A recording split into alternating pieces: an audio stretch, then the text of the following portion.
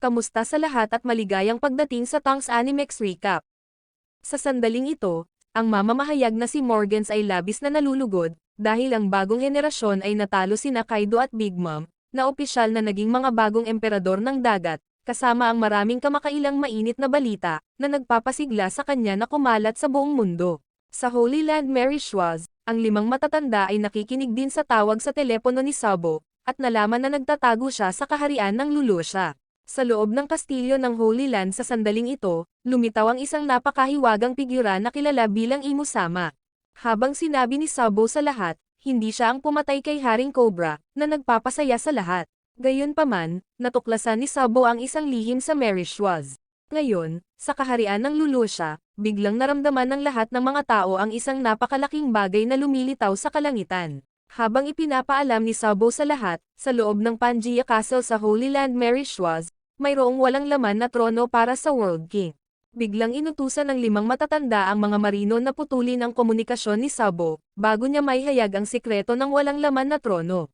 Kaya, nagpa siya ang 5 matatanda na burahin ang Lulusha, upang maalis si Sabo. Biglang, ang maliwanag na sinag ay nagsimulang lumitaw sa kalangitan ng tuloy-tuloy, at nagsimulang mawala ang buong kaharian. Sa isang iglap, nawala ang buong kaharian. Naputol din ang koneksyon ni Sabo sa lahat.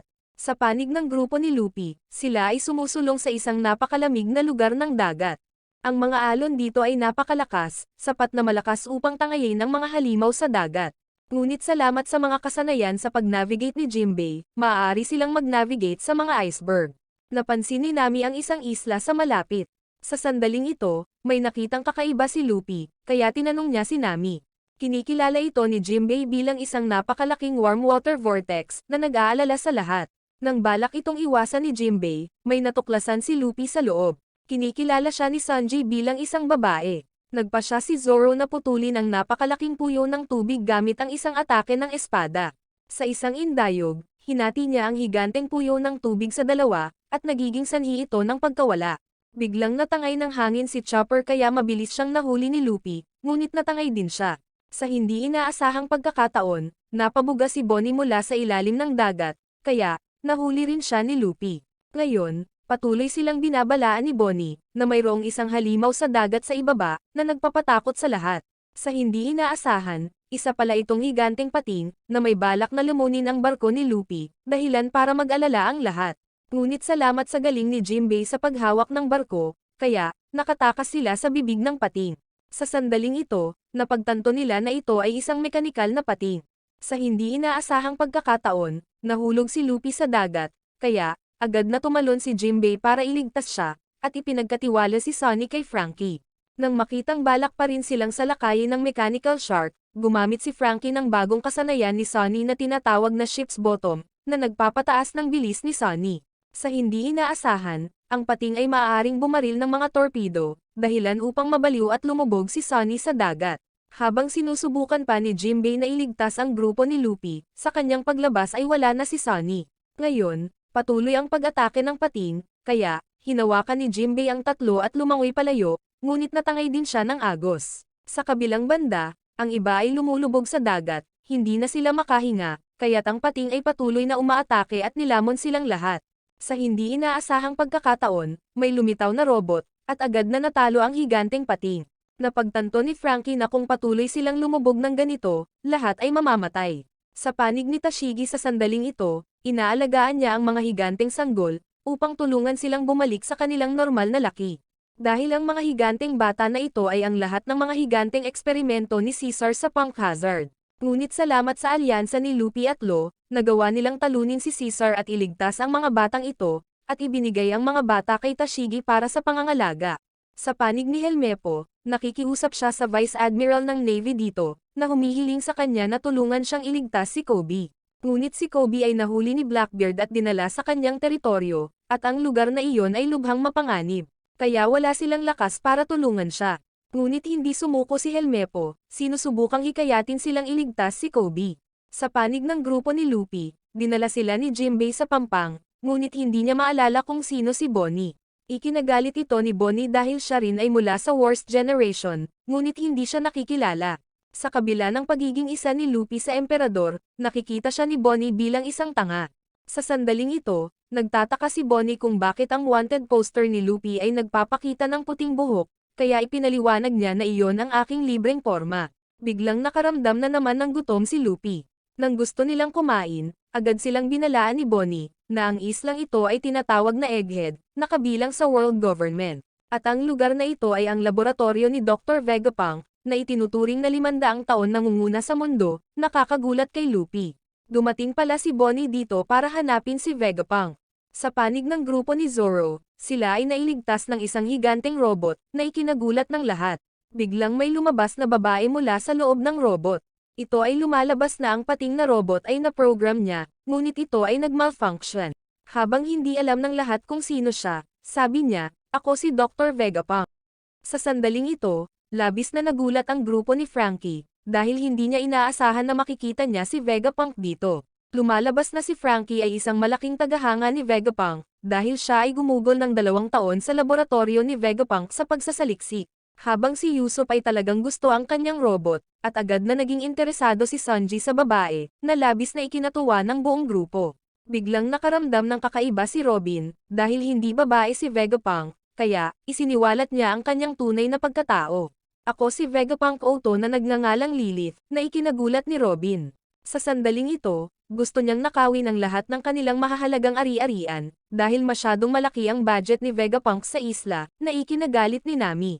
Biglang lumitaw ang isa pang grupo ng mga halimaw sa dagat.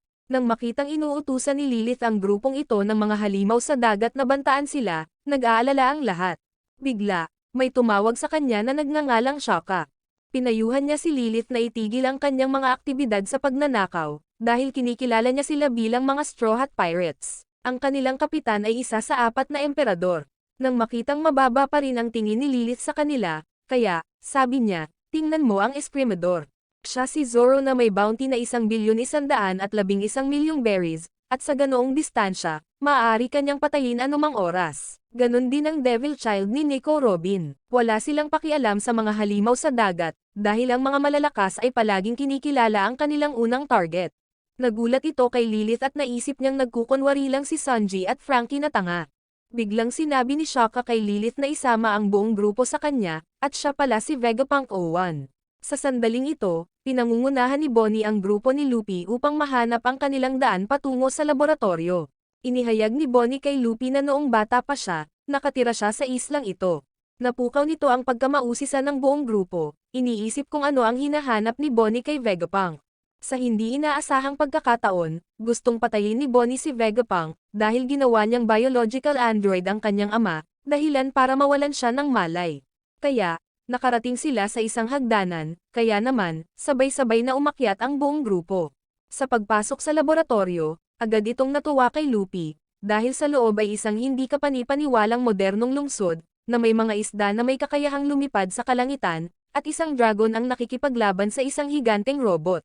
Nang makita silang nag-aaway, labis na nagulat si Luffy, kaya, tumalon si Luffy para makipaglaro sa kanila. Sa hindi inaasahang pagkakataon, kinain siya ng dragon. Biglang nakalusot si Luffy sa dragon. Ilusyon lang pala ang dragon. Sa sandaling ito, nakakita si Bonnie ng isang higanteng ice cream sundae. Kaya, tumakbo silang tatlo para kainin ang higanteng ice cream. Sa hindi inaasahang pagkakataon, nadaanan nila ito, na ikinagulat nila kung bakit hindi nila mahawakan ang ice cream. Naisip agad ni Luffy na namatay na sila. Sa sandaling ito, napagtanto ni Jinbei na ang ice cream ay isang hologram lamang, hindi totoo. Ngunit si Luffy ay gutom na gutom. Nagalit agad ito, dahilan para mag-transform siya sa Gear 5, dahil akala niya ay may pagkain dito. Natuklasan ni Chopper ang isang makina na gumagawa ng pagkain, ngunit sinabi ni Bonnie na maaaring peke rin ito. Sa sandaling ito, naramdaman ni Jinbei na napakainit dito. Biglang lumitaw ang isang batang babae at nagsabi, ito ay isang tropikal na isla, at ang klima sa islang ito ay kontrolado niya, na agad na ikinagulat ng buong grupo, dahil siya ay isang higanteng babae. Sa sandaling ito, naisip ni Luffy na baka peke rin ang babaeng ito, kaya, agad niya itong inatake. Sa hindi inaasahang pagkakataon, totoo pala siya na ikinagalit niya at sinuntok niya pabalik si Luffy. Aksidenteng nabangga ang food-making machine, kaya't nakagawa agad ito ng hamburger. Napagtanto nilang hindi hologram ang hamburger na ito, kaya natuwa silang tatlo at nagpasyang tikman ito. Pagkatapos ay sabay-sabay silang pumipili ng kanilang pagkain, na ikinatuwa ng buong grupo, dahil napakasarap ng mga pagkain dito. Sa sandaling ito, ipinaliwanag ng dalaga kay Jimbei, isa itong automatic food making machine, at nakakagawa ito ng 500 iba't ibang ulam ng sabay-sabay mula sa sobrang sangkap. Bigla siyang nagalit dahil sa kakulangan ng budget, kaya, hindi niya maihatid ang kanyang imbensyon sa buong mundo. Sa hindi inaasahang pagkakataon, nasusuntok din niya ang mga hologram na ikinagulat ni Jimbei. Lumalabas na ito ay salamat sa mga espesyal na guwantes na ito. Sa makatuwid, maaari niyang hawakan ang mga hologram. Pero tutok pa rin sa pagkain ng grupo ni Luffy, hindi nila siya pinansin. Tanong ni Jimbei, sino ka? Kaya, sinabi niya sa buong grupo, ako si Vegapunk 05, si Atlas, na ikinagulat ng grupo ni Luffy. Pero kakaiba ang naramdaman ni Bonnie, dahil hindi pa siya nakikita ni Bonnie noon. Sa panig ng grupo ng CP0 sa oras na ito, kinumpirma nila na mayroon lamang isang Vegapunk. Dahil masyado siyang abala at walang gaanong oras, kaya, hinati ni Vegapunk ang sarili sa 6 na individual. Ang unang tao ay si Punk 01, si Shaka. Ang Punk 02 ay si Lilith. Ang Punk 03 ay si Edison. Ang Punk 04 ay si Pythagoras. Ang Punk 05 ay si Atlas. Sa wakas, ang Punk 06 ay si York, at lahat sila ay si Vegapunk, kaya hindi maintindihan ni Lucci kung bakit niya hinati ang kanyang sarili ng ganoon. Sa hindi inaasahang pagkakataon, nandito rin si Seraphine Kuma. Lumalabas na ang kanilang misyon ay alisin ang lahat ng Vegapunk. Sa kabila nito, hindi pa rin nila naiintindihan kung bakit ipinag-utos ng world government na puksain si Vegapunk dahil isa siyang genius scientist. Sa sandaling ito, labis na nagulat si Jimbei, dahil si Vegapunk ay talagang isang higanteng bata. Samantala, ang daming nakain ni Luffy, Bonnie, at Chopper at ngayon ay busog na ikinagulat naman ni Atlas, dahil hindi niya inaasahan na kakain sila ng marami. Sa sandaling ito, dumating ang isang robot na aso upang linisin ang basura, na ikinatutuwa ni Luffy, kaya agad niyang itinapon ang ilang basura para dito. Sa hindi inaasahang pagkakataon, kinagat siya nito, dahil nakilala sila nito na mga taong nagkakalat, kaya, nagpatuloy itong kumagat sa buong grupo. Ito ang nagturo sa kanila na hindi na magkalat. Sa oras na ito, may ilang abalang gawain si Atlas, kaya, nagpaalam muna siya sa grupo ni Luffy sa ngayon. Ito ay lumabas na gusto niyang labanan ang dragon dahil sa sanhi ng pagkawasak. Sa sandaling ito, napagtanto nila na maraming tao dito, kaya naman na-curious si Jimbei, dahil sa pagpasok nila ay wala silang nakitang tao. Habang ginagalugad ni Luffy ang Research Institute, kaya, pumasok siya sa dressing room. Dahil wala siyang naintindihan, sinimulan ni Luffy na pinindot ang mga button ng random. Sa hindi inaasahang pagkakataon, hinawakan siya ng mga braso ng makina. Nang sumugod ang grupo ni Bonnie, nakita nilang nagpalit na ng damit si Luffy, na labis na ikinatuwa nito, dahil napaka-komportable ng outfit na ito. Kaya, nagpalit din ng bagong outfit sina Bonnie, Chopper at Jimbei. Habang nasa labas si Luffy, kumakain ng pizza, naghihintay. Pagkatapos, sa wakas, lahat sila ay lumabas, na ginagawang komportable sila, dahil ang mga damit na ito ay maaaring panatilihing mainit-init at ayusin ang temperatura. Sa sandaling ito, nagpa siya si Bonnie na humiwalay sa grupo ni Luffy, para hanapin si Vegapunk. Biglang nakaramdam ng panganib si Luffy. Sa hindi inaasahang pagkakataon, nakita niya si Kuma, na agad namang nagpa-alerto sa buong grupo. Kaya agad na nag-assume ng fighting stance si Luffy. Bigla siyang lumapit sa kanila. Naramdaman ni Luffy na hindi maganda ang sitwasyon, kaya, agad niyang sinabihan ang lahat na tumakbo. Sa hindi inaasahan, sinimulan niyang habulin ang grupo ni Luffy, kaya natukoy niya ang kanyang target at inatake sila, dahil naniniwala siyang nagnakaw ng damit ang grupo ni Luffy. Samantala, gulat na gulat si Bonnie. Sa sandaling ito, napagtanto ni Luffy na kailangan niyang lumaban, kaya agad siyang sumugod. Kahit na palagi siyang binabaril ng mga laser beam, ngunit nagawa ni Luffy na makaiwas at gumamit ng Gear 3. Sa hindi inaasahang pagkakataon, pinigilan siya ni Bonnie, kaya nalilito si Luffy. Tanong niya, anong ginagawa mo? Sa hindi inaasahan, napaiyak si Bonnie at sinabing, siya ang aking ama, na ikinagulat ng grupo ni Luffy, dahil si Kuma ang ama ni Bonnie. Kaya naalala ni Bonnie ang kanyang nakaraan, noong nasa tabi pa siya ni Kuma, ngunit patuloy pa rin itong umaatake kay Bonnie. Kaya naman, agad na tumakbo si Luffy para protektahan siya. Sa panig ng mga tauhan ng pirata ni Lo sa mga oras na ito, si Beppo ay nagpapahinga, nagbibilad sa araw. Biglang naramdaman ni Lo ang panganib. Sa hindi inaasahang pagkakataon, ito pala ay ang barko ni Blackbeard na ikinagulat ni Lo. Nang makita si Blackbeard na nakatayo sa harapan nila, napagtanto ni Lo na siya ang pinupuntirya nila. Sa sandaling ito, lumitaw sina Burgess, Ogre, at Doc Q, ang mga commander ng mga tauhan ng Blackbeard. Kaya, agad silang naghanda para sa labanan. Sinimulan silang salakayin ng mga pirata ng Blackbeard, kaya sumisid ang mga tauhan ni Lo sa dagat at tumakas, ngunit agad silang binomba ng mga ito. Sa sandaling ito, ginamit ni Blackbeard ang Conqueror's Hockey kasabay ng kanyang kapangyarihan sa Devil Fruit, na agad na lumilikha ng napakalaking water vortex, para mahanap ang crew ni Lo. Kaya, agad na iniutos ni Lo na lumutang ang lahat, upang maghanda para sa direktang paghaharap kay Blackbeard. Nakapagtataka, naging babae si Lo. Nagulat ito sa lahat. Napagtanto niyang hindi niya magagamit ang kanyang kapangyarihan sa Devil Fruit. Sa hindi inaasahang pagkakataon, ang mga tauhan niya ay naging mga babae. Nakakahawa pala itong babaeng sakit na ito. Ngunit salamat sa pakikipaglaban kay Big Mom at Kaido, nalaman ni Lo kung paano kokontrahin ang kakayahang ito.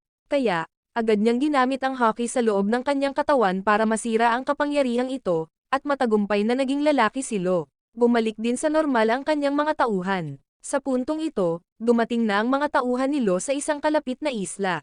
Ang nagpababae pala kay Lo ay si Doc Q, dahil kumain siya ng Devil Fruit na nagdudulot ng sakit. Samantala, kinain ni Ogre ang Devil Fruit na nagbibigay ng instant teleportation, kaya, agad nilang hinabol ni Burgess ang crew ni Lo. Bigla, binuhat ni Burgess ang isang buong bundok. Agad nitong ikinagulat si Lo, dahil sa kanyang lakas. Nakain pala ni Burgess ang Devil Fruit of Strength, kaya agad niyang hinagis ang bundok patungo sa grupo ni Lo. Agad na ginamit ni Lo ang kapangyarihan sa Devil Fruit at hiniwa ang bundok sa ilang piraso. Bigla ding sumulpot si Blackbeard, dahilan para magtaka si Lo kung bakit siya hinahabol. Ngunit si Blackbeard ay masyadong mabigat. Naging sanhi ito ng hindi makakalipad ng maayos ng kabayo ni Doc Q. Nakain pala ng kabayong ito ang Pegasus Devil Fruit. Sa puntong ito, ipinaalam ni Blackbeard si Lo, dahil alam niyang natalo ni Lo, Kid, at Luffy si Kaido, kaya, naghintay siya dito para kunin ang poneglyph ni Kaido. Napagtanto ni Lo na oras na para makipaglaban. Samantala, tumawa ng malakas si Blackbeard. Kaya, agad na inactivate ni Lo ang kanyang kapangyarihan sa Devil Fruit, at lumikha ng isang silid na bumabalot sa buong isla. Sa isang laslas lang, hiniwa niya sa kalahati ang kabayo ni Doc Q. Nagdulot ito ng pagbagsak ni Blackbeard. Sa sandaling iyon, napagtanto niya, nagising na ang Devil Fruit ni Lo, kaya, agad na ginamit ni Blackbeard ang kanyang Tremor Devil Fruit, inatake ang grupo ni Lo, lumikha ng isang napakalaking lindol at tinatangay ang isang buong tipak ng isla. Sa sandaling ito, ang mga tauhan ni Lo ay sapilitang ibinaba sa lupa, na ginagawang hindi sila makagalaw. Napagtanto ni Lo na masyadong makapangyarihan si Blackbeard. Sa panig ni Doc Q, naghagis siya ng mga bombang mansanas patungo sa mga tauhan ni Lo, ngunit nagawa nilang harangan ang kanyang mga bomba, dahil ang mga tauhan ni Lo ay mahusay sa mga labanan sa dagat. Habang inaakit ni Blackbeard ang atensyon ni Lo, palihim siyang binaril ni Ogre. Kaya naman, agad na sumugod si Jinbart para harangin ang bala, tinulungan si Lo. Pagkatapos ay ginamit ni Lo ang kanyang kapangyarihan sa Devil Fruit, at inilagay ito sa espada upang salakayin si Blackbeard. Kaya naman, agad siyang ginulat sa kuryente, dahilan para masugatan siya at mahulog, ngunit hindi pa rin ito nagdulot ng malubhang pinsala. Agad namang nag-teleport si Ogre kay Blackbeard sa kinaroroonan ni Lo. Habang ang barko ni Blackbeard ay inaatake ni Penguin at Shachi, sa loob ng barko ni Blackbeard sa sandaling ito, nakuha nila si Pudding. Naniniwala siya na kung buhay pa ang kanyang ina, hinding-hindi siya mahuhuli ni Blackbeard. Lumalabas na dati nang sinalakay ni Aokiji at Ogre ang teritoryo ni Big Mom, at na-freeze nila ang buong Cake Island. Bagaman sinubukan itong pigilan ni Cracker, ngunit hindi siya katugma kay Aokiji, kaya siya ay nagyelo. Bilang resulta, nakuha nila si Pudding, dahil ang mga kakayahan ni Pudding ay maaaring makatulong kay Blackbeard na mahanap ang One Piece. Sa panig ni Lo, patuloy pa rin siya sa pag-atake kay Blackbeard, ngunit hinarangan niya ang kanyang mga pag-atake. Habang iniisip ni Lo na siya ang may mataas na kamay, ginamit ni Blackbeard ang Dark Fruit, dahilan para magulat si Lo. Maraming salamat sa panonood, sana nag-enjoy ka sa anime na ito. Mag-subscribe at pindutin ang notification bell upang updated ka lagi sa mga bagong video na mai-upload namin, at para makatutok sa higit pang Tagalog anime recap, magkita tayo sa susunod.